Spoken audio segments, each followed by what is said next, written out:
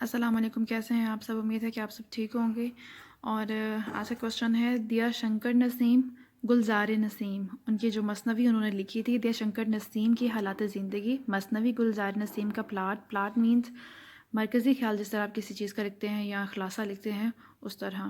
اور مثنوی اس عربی زبان کا لفظ ہے اور جس کا مطلب جو ثنا سے نکلا، جس کے معنی دو دو کے ہیں۔ نظم کی شکل جس میں ہر شعر کے دونوں مصرعے ہم قافیہ ہوں، لیکن ہر شعر کے بعد قافیہ بدلتا ہو، یعنی کہ اگلا جو شعر آئے گا اس کے قافیے جو ہوں گے وہ ملتے ہوں گے، نیکسٹ جو شعر آئے گا پھر اس کے دو، لیکن ہر شعر کے الگ الگ قافیے ہوں گے۔ اگر کردار نگاری، تاج الملوک جو کہ اس مثنوی کا ہیرو ہے، بقولی جو کہ ہیروین ہے، گلزار نسیم کی فنی اسلوبیاتی خصوصیات، پرتکلف مرثا سازی، واقعہ نگاری، مکالمے، محاورے اور ضرب الامثال، اجاز و اختصار، جذبات آرائی، تشبیہات و استعارات، ما فوق الفطرت عناصر۔ یہ تو ہو گئی آپ کی ساری ہیڈنگز، اور آگے ان کو ڈیفائن کرتے ہیں۔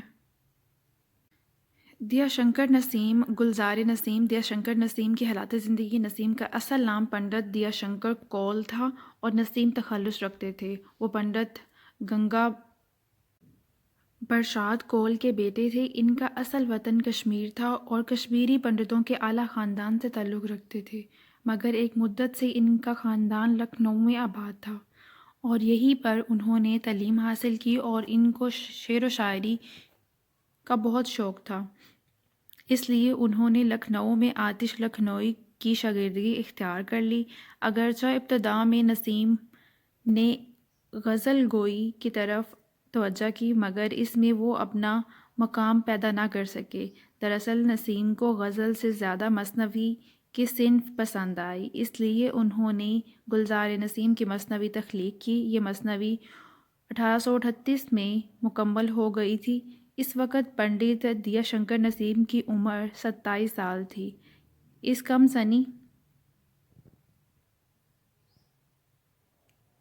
سنی میں یہ کارنامہ حیرت انگیز ہے۔ اس بنا پر کچھ لوگوں کا خیال ہے کہ آتش نے یہ مثنوی کہہ کر نسیم کو دے دی، مگر یہ خیال غلط ہے، کیونکہ یہ مثنوی گلزار نسیم پنڈت دیا شنکر نسیم ہی کی مثنوی ہے۔ مثنوی گلزار نسیم کا پلاٹ بالکل فرضی ہے۔ کہا جاتا ہے کہ یہ یورپ میں زین الملوک نام کا ایک بادشاہ تھا جس کے 4 بیٹے تھے۔ تاج الملوک کی پیدائش کے وقت نجومیوں نے بادشاہ سے کہا کہ اگر بادشاہ نے اپنے بیٹے تاج الملوک کو دیکھا تو اس کی بنائی چلی جائے گی۔ بڑے ہونے کے بعد ایک دن آخر بادشاہ کی نظر تاج الملوک پر پڑ ہی گئی اور وہ اندھے ہو گئے۔ تاج الملوک کو گھر سے نکال دیا گیا۔ ایک سرما ساز سرما بنانے والے نے بتایا کہ اگر گل بقولی کے ایک جو پھول ہے، اس کا بقولی نام ہے، مل جائے تو اس کی آنکھوں میں لگنے سے روشنی لوٹ آئے گی۔ چاروں شہزادے پھول کی تلاش میں نکلے تو رستے میں تاج الملوک بھی ساتھ ہو لیا۔ رستے میں فردوس نام کی جگہ پر قیام کیا جہاں دلبر بیسوا رہتی تھی، مگر دلبر بیسوا جو تھی وہ لوگوں کو پھانس کر لانا اور لوٹنا اس کا کام تھا۔ چوسر میں شہزادے ہار کر قید ہو گئے۔ تاج الملوک کو فکر ہوئی، پھر اس کی ملاقات ایک دائیا سے ہوئی جس کا بیٹا کھو گیا تھا۔ دائیا نے بیسوا کے بارے میں تاج الملوک کو بتایا۔ وہ دلبر بیسوا کی محل سرا میں ایک نیولے کو لے کر داخل ہوا اور چوسر کھیلنے لگا۔ نیولے کے آگے بیسوا کے چوہے اور بلی کی چال بازیاں نہ چل سکیں۔ تاج الملوک وہاں سے باغ ارم کی راہ لی اور جہاں پر دیو کی پاسبانی تھی، دیو اس کی رکھوالی کر رہا تھا اس باغ ارم کی، اور پھر تاج الملوک نے اس کو حلوہ کھلایا۔ اس نے دیو کو اپنا بنایا، جس نے اپنی بہن حملہ دیونی کے نام خط لکھا۔ پھر اسی دیو نے اپنی جو اس کی بہن تھی حملہ دیونی، اس کو خط لکھا کہ اس کی مدد کرے وہ ایک محمودہ لڑکی کو لے آئی۔ دونوں آپس میں مل گئے۔ دیووں کی مدد سے ایک سرنگ تیار کروا کے تاج الملوک کو باغ عرب میں داخل کرا دیا گیا۔ حوض میں گل بقولی تھا جسے اس نے توڑ لیا۔ بقولی بارادری میں سو رہی تھی۔ بقولی جو ہے وہ ایک پری ہے جو بہت خوبصورت ہے، جسے وہ دیکھ کے اس کا عاشق ہو جاتا ہے، جسے دیکھ کر وہ عاشق ہو گیا، مگر خاموشی سے اپنی انگوٹھی اس سے بدل کر واپس آ گیا۔ آنکھ کھلتے ہی حوض میں گل بقولی کو غائب دیکھا۔ وہ چونک پڑی۔ محمودہ کے پاس آ کر تاج الملوک نے حملہ دیونی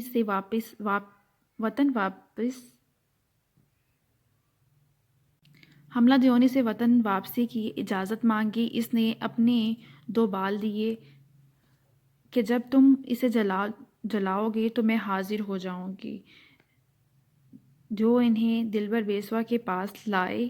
وہ 4 قیدی شہزادوں کو خوشی میں رہا کرنا چاہا تو تاج الملوک نے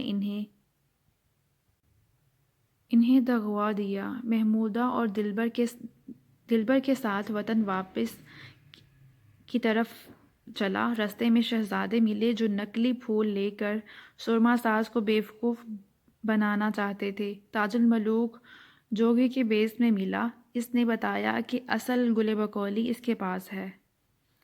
چاروں نے اس پر حملہ کر دیا اور پھول حاصل کر لیا۔ باپ کی آنکھوں میں لا کر استعمال کیا جس سے اس کی روشنی لوٹ آئی۔ گل بقولی فراخ کے نام سے وزیر بنی ہوئی تھی۔ پھر جادو سے باغ عرب لوٹ آئی اور خط لکھا جسے پڑھ کر تاج الملوک وہاں آ گیا، لیکن بقولی کی ماں نے اسے مزید پریشان کیا۔ اس میں آگے چل کر اور بھی کئی کردار چتروات، راجہ اندر، روح افزا وغیرہ آتے ہیں۔ مختصر یہ کہ قصہ بہت دلچسپ بھی ہے اور پیچیدہ بھی۔ اب آتی ہے کردار نگاری۔ مثنوی گلزار نسیم کے سارے کردار اگرچہ بڑی حد تک مصنوعی اور بناوٹی ہیں جو کہ درج ذیل ہیں: تاج الملوک، بقولی، دلبر بیسوا، زین الملوک، چتروات، راجہ اندر، روح افزا۔ گلزار نسیم کی فنی اسلوبیاتی خصوصیات میں ہم دیکھتے ہیں: دیا شنکر نسیم لکھنوئی شاعر تھے، لکھنوئی شاعر کے شاگرد تھے۔ اس کے کلام میں لکھنوئی اسکول کی تمام خصوصیت پائی جاتی تھی۔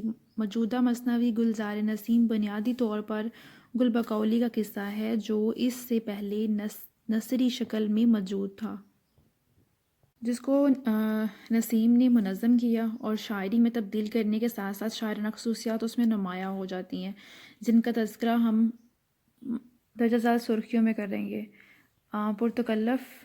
پرتکلفی، مرثاں سازی۔ نسیم کی سب سے بڑی خوبی اس کی پرتکلف اور مرثاں ساز زبان ہے۔ اس حوالے سے ڈاکٹر سید عبداللہ کا کہنا ہے کہ ایسا پرتکلف طرز بیان اس کی واحد خصوصیت ہے جو اردو مثنوی کی تاریخ میں گلزار نسیم کو ایک مقام دلاتی ہے۔ دیا شنکر نسیم خواجہ حیدر علی آتش کے شاگرد تھے، لہٰذا اس کے استاد آتش کا شاعری کے بارے میں یہ کچھ یوں ہے۔ اور آتش کا جو نظریہ وہ ہے: بندش الفاظ جڑنے سے نگوں کے کم نہیں، شاعری بھی کام ہے آتش مرثاں ساز کا۔ جیسا کہ آپ جانتے ہیں کہ یہ لکھنؤ کے رہنے والے تھے اور لکھنؤ کا جو معاشرہ تھا وہ سراسر تکلف اور ثناء اور زیبائش و آرائش کا خواگر تھا، اس لیے وہ شاعری بھی ایسی ہی پسند کرتے تھے جس میں پرتکلف و مرثاں سازی ہو۔ اور اس کا نمونہ ہم دیکھتے ہیں کہ بقولی کے ناچ کے لیے کھڑے ہونے کا منظر بیان کرتے وقت نسیم نے زبان و بیان کا ایک اعلیٰ مثال پیش کی ہے۔ وہ ناچنے کیا کھڑی ہوئی تھی، خود راگنی آ کھڑی ہوئی تھی۔ اس میں آپ یہ شعر کوٹ کریں گے: وہ ناچنے کیا کھڑی ہوئی تھی، خود راگنی آ کھڑی ہوئی تھی۔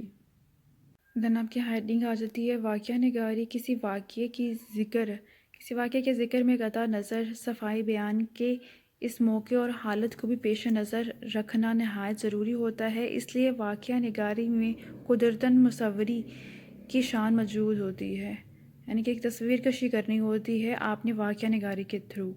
مثلاً بقولی سلطان زین الملوک جو کہ بادشاہ ہیں، اس کے دربار میں بھیس بدل کر نوکری کے لیے جاتی ہے، باوجود اس کے کہ وہ مردانہ لباس میں بادشاہ کے سامنے پہنچتی ہے، مگر حسن نسوانی کی نرمی نزاکت عارض رنگیں سے صاف صاف نمایاں ہے۔ بادشاہ اس کا حال اس طرح دریافت کرتا ہے، مگر ساتھ ہی اس کے حسن کی رعنائیاں بھی تعجب میں ڈالے ہوئے ہیں۔ اس کی مثال آپ یہاں اس شعر سے لے سکتے ہیں۔ پوچھا اے آدم پری رو انسان ہے پری ہے کون ہے تو، کیا نام ہے اور وطن کدھر ہے کون سا گل چمن کدھر ہے۔ مکالمے شعر میں دو اشخاص کا مکالمہ لکھنا بھی ایک مشکل مرحلہ ہے۔ اس موقع پر وہی شاعر کامیاب ہوتا ہے جو انسانی جذبات نفسیات کا ماہر ہو اور زبان اور شعر پر پوری قدرت رکھتا ہو۔ گلزار نسیم میں جہاں کہیں بھی مکالمہ آیا کامیابی سے لکھا گیا۔ ایک موقع پر روح افزا اور بقولی کا مکالمہ نیچے ملاحظہ ہے، اور روح افزا جواب دیتی ہے، بولی وہ آشنا تمہارا پیار نہیں پیاری کا ہے پیارا، گر اس کی تلاش میں کوئی بدراہ نہ کر سکے گا کوئی۔ محاورے اور ضرب الامثال، شاعری ہو یا نثر، محاورے اور ضرب الامثال اس عبارت میں جان ڈال دیتے ہیں۔ یہی وجہ ہے کہ گلزار نسیم میں محاورات اور ضرب الامثال کی کان ہے۔ شاید ہی کوئی شعر ہوگا جو محاورے یا ضرب الامثال سے خالی ہو۔ چند اشعار پیش خدمت بطور مثال اس میں سلیکٹ کیے ہوئے جو دو اشعار ہیں۔ بولی وہ بقولی کہ افسوس غفلت سے یہ پھول پر پڑی اوس، جو نخل تھا سوچ میں کھڑا تھا، جو برگ تھا ہاتھ مل رہا تھا۔ گلزار نسیم کا سب سے بڑا طرز امتیاز یہ ہے کہ یہ جز اختصار بعض جگہ پر بہت بڑے بڑے واقعات مطالب کو اس درجہ مختصر طور پر بیان کر دیا ہے کہ اسے کسی اور بہتر طریقے سے تصور بھی ذہن میں نہیں آ سکتا۔ دلبر پیشوا بادشاہ زین الملوک سے وہ تمام واقعات جو تاج الملوک اور اس کے بھائیوں کو پیش آئے تھے بیان کرتی ہے۔ ظاہر کہ اگر ان سب کی تفصیل کی جاتی تو مقام کسی قدر بے لطف اور بے کیف ہو جاتا، اس لیے ایک مصرعے میں کئی واقعات کی انتہائی اختصار خوبی سے بیان کر دیا ہے۔ جوا کھیلنے کے واقعے سے لے کر تاج الملوک کی آخری کامیابی یعنی گلشن نگارین کی